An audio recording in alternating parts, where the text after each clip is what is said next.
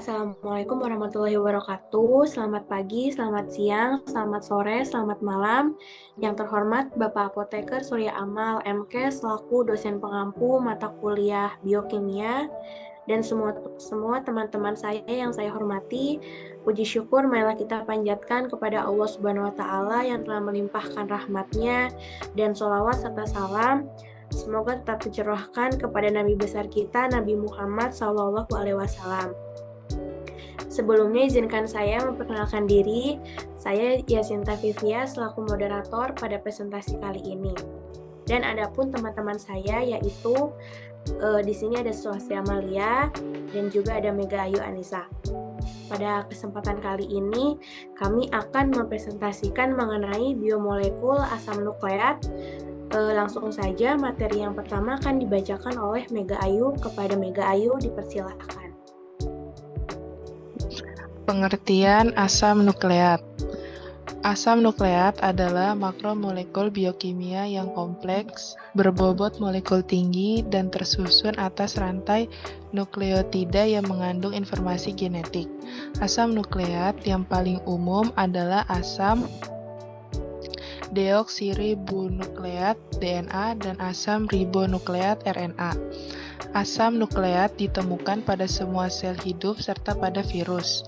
Asam nukleat dinamai demikian karena keberadaan umumnya di dalam inti sel atau nukleus.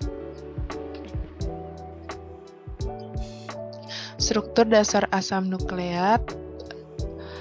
Asam nukleat adalah polinukleotida, yaitu molekul mirip rantai panjang yang terdiri dari serangkai blok bangunan yang hampir identik yang disebut nukleotida. Setiap nukleotida terdiri dari basa aromatik yang mengandung nitrogen yang melekat pada pentosa 5 karbon gula, yang pada gilirannya melekat pada gugus fosfat. Setiap asam nukleat mengandung 4 dari 5 kemungkinan yang mengandung nitrogen basis S, yaitu adenin A, guanin G, sitosin C, timin T, dan urasi U. A dan G dikategorikan sebagai purin, dan C, T, dan U secara kolektif disebut pirimidin.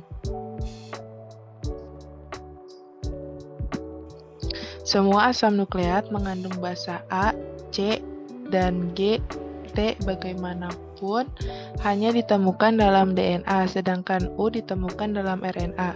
Gula pentosa dalam DNA 2-deoksiribosa berbeda dari gula dalam RNA ribosa dengan tidak adanya gugus hidroksil -OH pada karbon 2 cincin gula. Tanpa gugus fosfat yang melekat, gula yang melekat pada salah satu basa dikenal sebagai nukleosida. Gugus fosfat menghubungkan residu gula berturut-turut dengan menjembatani gugus 5 hidroksil pada satu gula ke gugus 3 hidroksil dari gula berikutnya dalam rantai. Keterkaitan nukleosida ini disebut ikatan fosfodiester dan sama pada RNA dan DNA. Klasifikasi asam nukleat. Struktur untai komplementer DNA menunjukkan pasangan basa adenina dengan timina dan guanina dengan sitosina yang membentuk DNA beruntai ganda. DNA merupakan polimer yang terdiri dari 3 komponen utama gugus fosfat, gula deoksiribosa dan basa nitrogen yang terdiri dari adenina, guanina, sitosina, dan timina. Ini struktur kimia asam nukleat. Ada adenin, timin, guanin, sama sitosin. Terima kasih kepada Mega. Materi selanjutnya akan dibacakan oleh Swasti Amalia. Kepada Sulastri, saya persilahkan. Baik, selanjutnya adalah manfaat klinis asam nukleat. Yang pertama, DNA dalam forensik. DNA dalam forensik, ilmuwan forensik dapat menggunakan DNA yang terletak dalam darah sperma, kulit, peyur, atau rambut yang tersisa di tempat kejadian kejahatan untuk mengidentifikasi kemungkinan tersangka. Sebuah proses yang disebut fingerprint genetika atau pemrofilan DNA. Dalam pemrofilan DNA, panjang relatif dari bagian DNA yang berulang seperti short tandem repeats dan mini satelit dibandingkan. Yang kedua, DNA dalam komputasi. DNA memainkan peran penting dalam ilmu komputer, baik sebagai masalah riset dan sebagai sebuah cara komputasi. Riset dalam algoritma pencarian string 223 yang menemukan kejadian dari urutan huruf di dalam urutan huruf yang lebih besar. Dimotivasi sebagian oleh riset DNA, di mana algoritma ini digunakan untuk mencari urutan tertentu dari nukleotida dalam sebuah urutan yang besar. Yang selanjutnya adalah pengaruh asam nukleat di dalam tubuh. Pertama, mengontrol sintesis RNA dalam sel. Asam nukleat mengandung unsur DNA yang akan mengontrol fungsi sel tersebut. Kedua, pembentukan protein dalam sel. Protein sangat dibutuhkan oleh tubuh untuk membantu organ dalam tubuh bekerja dengan baik. Yang ketiga, menentukan protein yang sintesis. Proses tersebut dapat berjalan dengan urutan basa nitrogen yang ada dalam tulang punggung DNA, yang akan berperan untuk menentukan protein yang akan disintesis. Keempat, mengarahkan proses sintesis protein. Fungsi ini akan dimainkan oleh RNA yang terkandung dalam asam nukleat. Kelima, menyimpan informasi genetik. Asam nukleat juga akan mentransfer kepada keturunannya sehingga kandungan mineral fosfor yang ada dalam asam nukleat akan membantu dalam menjaga genetik sel-sel tubuh. Keenam, mengaktifkan asam amino. Tubuh membutuhkan asam amino yang baik untuk dapat bekerja dengan baik. Ketujuh, mengambil pesan genetik dari RNA. Asam nukleat adalah senyawa yang mengandung RNA yang akan menyampaikan pesan genetik yang sangat dibutuhkan oleh sel tubuh. Kedelapan, tempat untuk informasi genetik dalam sel. Dengan adanya penyimpanan genetik yang baik, hal itu akan mendukung dalam pembentukan sel-sel baru di dalam tubuh dan akan menggantikan dengan sel baru. Selanjutnya, gangguan penyakit. Gangguan penyakit pada asam nukleat ini yaitu asam urat atau GOUT, yaitu gangguan yang dipicu oleh tingginya kadar asam urat. Asam urat merupakan hasil akhir metabolisme purin. Purin berasal dari makanan dan hasil sintesis dari CO2, glutamin, glisin, dan asam folat. Asam urat merupakan sampah hasil metabolisme normal dari pencernaan makanan yang mengandung purin atau dari penguraian purin. Patogenesis GOUT ini dimulai ketika terjadi kristalisasi urat pada persendian, bursa atau tendon. Selanjutnya mengakibatkan terjadinya peradangan yang cepat, mengakibatkan munculnya rasa sakit, bengkak, dan panas. Terima kasih kepada Sulastri. Materi selanjutnya akan dibacakan oleh saya sendiri. Cara analisis kualitatif dan kuantitatif. Pada analisis asam nukleat, yaitu utamanya adalah DNA dan RNA, terdapat dua macam analisis. Analisis yang pertama adalah analisis kualitatif dengan metode gel elektroforesis, hibridisasi, dan sentrifugasi.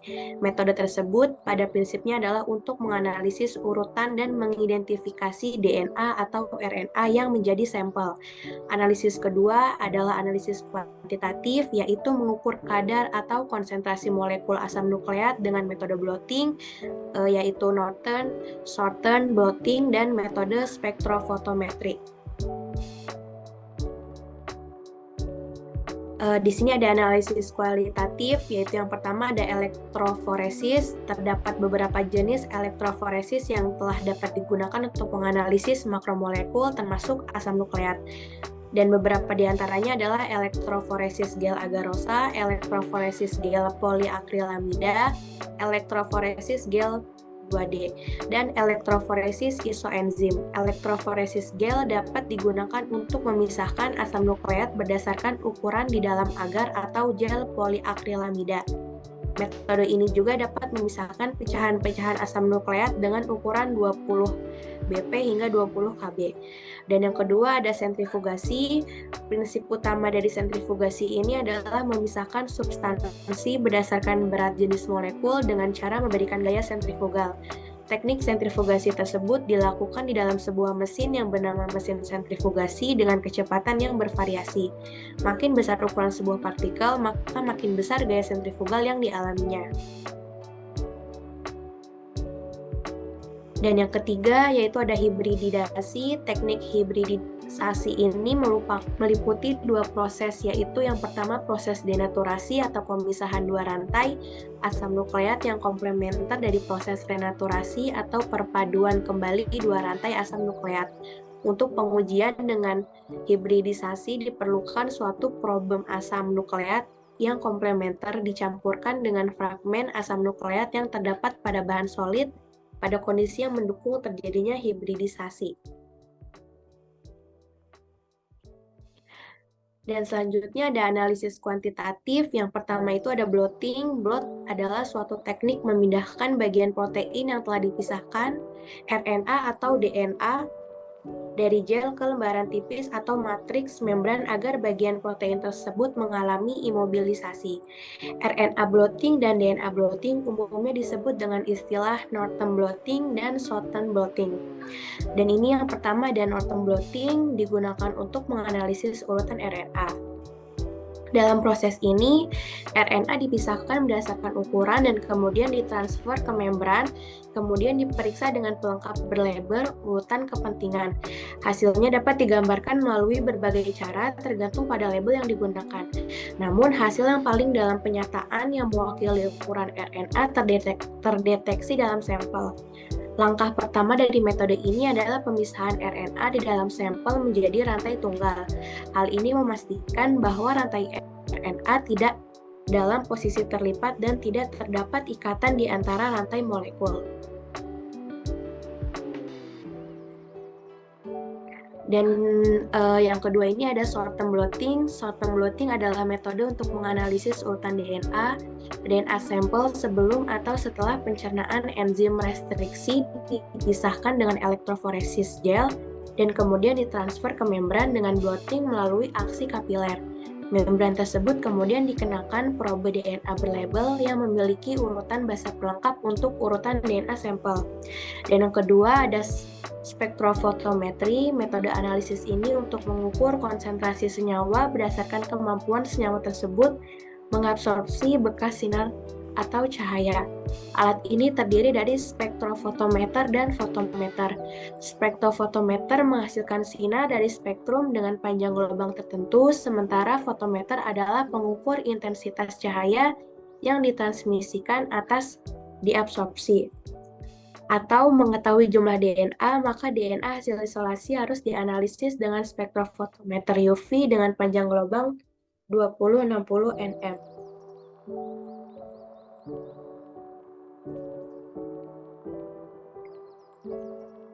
Baik, selesai sudah materi kelompok kami yang dapat kami sampaikan. Bisa disimpulkan pada materi ini yaitu asam nukleat merupakan salah satu makromolekul yang memegang peranan sangat penting dalam kehidupan organisme karena di dalamnya tersimpan informasi genetik. Ada dua macam asam nukleat, yaitu yang pertama ada asam deoksiribonukleat atau DNA dan asam ribonukleat atau RNA. Alhamdulillah, sekian dan terima kasih. Mohon maaf atas kekurangan dan kesalahan dalam penyampaian materi. Semoga teman-teman mendapatkan ilmu baru dari presentasi kelompok kami.